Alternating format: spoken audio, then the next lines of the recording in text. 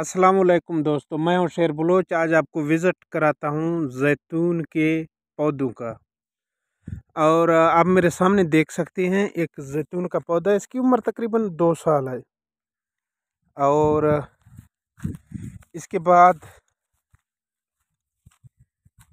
इसका उम्र तकरीबन 2 साल है जैतून के पौधे का।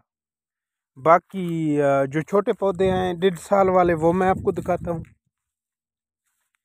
इसका उम्र 2 साल है। और ये जो पौधों को पानी देने का सिस्टम है, पाइपलाइन है। आप मज़ीद हमारे दोस्त देख सकते हैं कि इसको इससे खोल के ऐसे तरीके से, बहुत आसान है ना, दूसरे पाइप को लगाया जाता है। देखो, दूसरा ये सॉकेट के साथ है मसला। और ये पानी बहुत दूर से आ रहा है, इंच का पाइपलाइन है। और इधर तकरीबन 500-600 पौधे हैं। मैं आपको 8-10 पौधे का विज़िट कराता हूँ। और बाद में ये जो 1.5 साल वाले पौधे हैं, साल वाले हैं, ये छोटे हैं माशाल्लाह। लेकिन अभी आप देख सकते हैं ना, ये ज़बरदस्त गिरो पे जा रहा है। देखो ना, ज़बरदस्त गिरो पे जा रहा है अभी।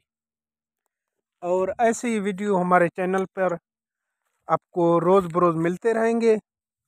जुड़े रहिए हमारे चैनल के साथ।